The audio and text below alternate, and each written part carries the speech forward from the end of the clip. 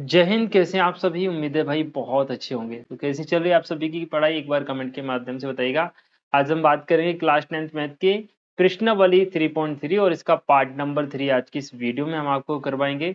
देखिए, अध्याय 3 दो चर वाले रैखिक समीकरण, ये बहुत इंपॉर्टेंट चैप्टर है क्योंकि यहाँ से 4 नंबर का सीधा एक प्रश्न पूछा जाता है और 1 या 2 नंबर के ओटी यहाँ से पूछे जाते हैं। ठीक है भाई, तो आपके लिए इंपॉर्टेंट है। साथ ही साथ आज जो हम क्वेश्चन करने वाले हैं वो वेरी इंपॉर्टेंट है क्योंकि इस 4 नंबर में यहाँ से प्रश्न पूछे जाने की संभावना है। ठीक है, तो पार्ट नंबर 3 में मात्र 2 क्वेश्चन हमारे इस प्रश्नावली के बचे थे जो कि हम करेंगे। इससे पहले के सभी वीडियोस के लिंक आपको इसी वीडियो के डिस्क्रिप्शन में मिलेंगे, तो आप डिस्क्रिप्शन को चेक कीजिएगा, सारी प्लेलिस्ट सारी वीडियोस के लिंक आपको मिल जाएंगे। ठीक है, चलिए अब हम देखते हैं जो 2 क्वेश्चन हमारे बचे थे, प्रश्न क्रमांक 2 का चौथा सवाल और 5वां सवाल। देखिए, मीना ने 2000 रुपए निकालने के लिए एक पिग्गी बैंक गई।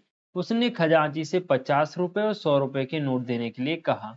उसे कुल 25 नोट प्राप्त हुए। ज्ञात कीजिए कि उसने 50 और 100 रुपए के कितने कितने नोट प्राप्त किए। ठीक है भाई, मीना जो है वो 2000 रुपए निकालने के लिए एक बैंक जाती है और बैंक वाले से ये कहती है कि आप हमें 50 और 100 रुपए के नोट दें। तो बैंक वाले ने मीना को कुल 25 नोट दे दिए। अब हमसे पूछ रहा है कि भाई 50 के कितने दिए और 100 के कितने दिए।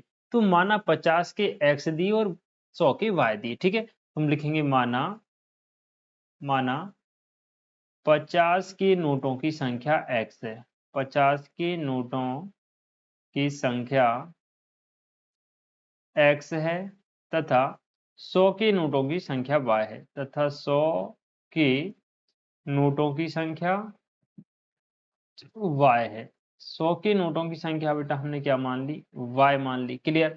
अब उसे कुल कितने नोट मिले बेटा? उसे कुल 25 नोट मिले। तो हम लिखेंगे प्रश्न अनुसार बैंक वाले ने मीना को कितने नोट दिए? तो हम लिखेंगे 25। भाई x नोट और y नोट 100 और 50 के मिलाकर टोटल कितने नोट हुए? 25। ये समीकरण 1 बन गया। दूसरा देखना बेटा, पुनः प्रश्न अनुसार। अब पुनः प्रश्न अनुसार मीना को कितने रुपए मिले या मीना ने कुल कितने रुपए जो हैं वो निकाले। ठीक है ना, कुल कितने निकाले हैं? 2000 रुपए। मान लो भाई 50 के x नोट निकाले और 100 के कितने निकाले बेटा? y नोट निकाले, और टोटल कितने रुपए मिले? 2000 मिले। ठीक है भाई, ये हो गया 2000। यहाँ से हमने 50 कॉमन लिया, x प्लस 2y बचा, बराबर में कितना आ गया? 2000। 50 से 2000 कट गया कितनी बार भाई? 40 बार। तो x प्लस 2y का मान हमारे पास आ गया 40। ये समीकरण 2 हो गया।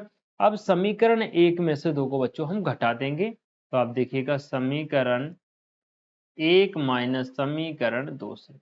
समीकरण 1 हमारे पास x प्लस वाई बराबर 25 है। समीकरण 2 हमारे पास x प्लस 2y बराबर 40 है। घटा देंगे तो ये नीचे वाला माइनस हो जाएगा, x से x कट जाएगा। y में से 2y घटाओगे y माइनस का बचेगा, और 25 में से 40 घटाओगे माइनस का 15 बचेगा बेटा। माइनस से माइनस कट जाएगा, y का मान कितना आ गया भाई? 15। यानी 100 रुपए के उसको कितने नोट दिए गए हैं? 15। y का मान समीकरण 1 में रखेंगे। y का मान समीकरण 1 में रखने पर समीकरण 1 क्या है बेटा? x प्लस वाई बराबर 25 है। तो x प्लस वाई का मान 15 रखेंगे, बराबर में 25। 15 उस तरफ जाके घट जाएगा, x बराबर हो जाएगा 25 माइनस के 15। तो x का मान कितना आ जाएगा? 10 आ जाएगा मेरे भाई। ठीक है, तो इसका मतलब क्या हुआ? इसका मतलब हुआ 10 नोट उसे 50-50 के मिले और 15 नोट उसको 100-100 के मिले। कुल मिलाकर उसे 2000 रुपए दे दिए गए। इसी के साथ नेक्स्ट क्वेश्चन हमारे सामने है। किराए पर पुस्तक देने वाले किसी विद्यालय के प्रथम 3 दिनों का एक नियत किराया है। उसके बाद प्रत्येक अतिरिक्त दिन का किराया अलग है। सरिता ने 7 दिनों तक एक पुस्तक रखने के लिए 27 रुपए अदा किए, और जबकि सुशी ने एक पुस्तक 5 दिनों तक रखने के लिए 21 रुपए अदा किए।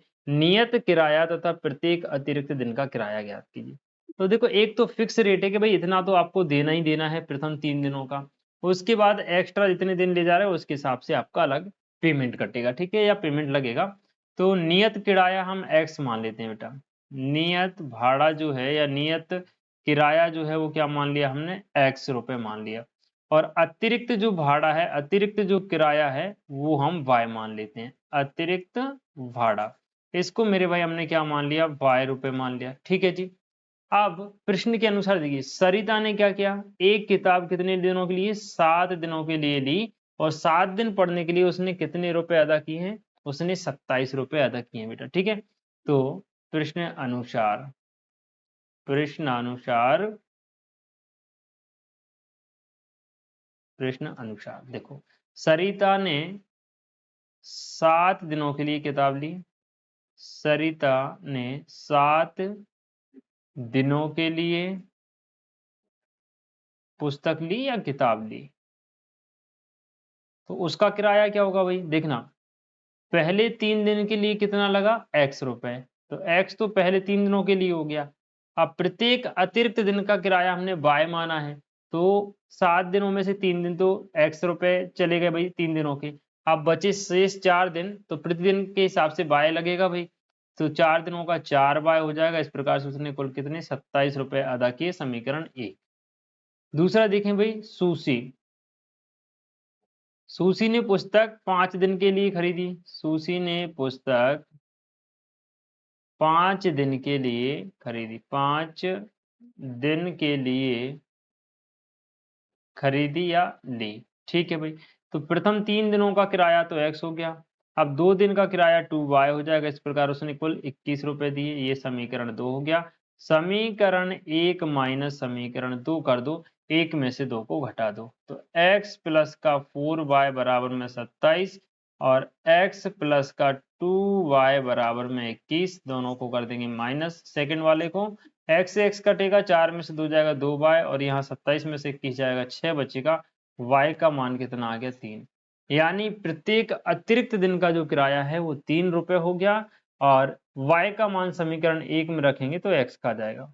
y का मान समीकरण 1 में रखने पर समीकरण 1 क्या है बेटा, x प्लस 4y बराबर 27। x का मान हमारे पास कितना है, नहीं है, प्लस 4y का मान 3 है बराबर में 27, तो x प्लस 4 तिया 12 बराबर में 27। 12 उस तरफ से घट जाएगा उस तरफ जाके, 27 में से तो कितना बचेगा भाई, x बराबर बचेगा 15। माने पहले 3 दिन का किराया कितना है बेटा, 15 रुपए है। उसके बाद अतिरिक्त दिन का, अतिरिक्त एक दिन भी अगर पढ़ रहे हैं तो फिर पर डे का 3 रुपए और लगेगा। क्लियर, ये हो गया आपका लास्ट क्वेश्चन प्रश्नावली 3.3 का, और इसी के साथ आपका 3 अध्याय समाप्त होता है। देखिए पार्ट नंबर 1, पार्ट नंबर 2 और पार्ट नंबर 3, प्रश्नावली 3.3 में हमने 3 पार्ट बनाए हैं। तीनों पार्ट इंपॉर्टेंट हैं, तीनों पार्ट जिस बच्चे ने कंप्लीट कर लिए समझ लो उसके 4 नंबर बिल्कुल पक्के हैं। उम्मीद है आज की वीडियो आपको समझ में आई होगी। एक बार अपने दोस्तों तक इसको शेयर कीजिएगा। बाकी मिलते हैं आप सभी से नेक्स्ट वीडियो में, तब तक के लिए जय श्री राधे।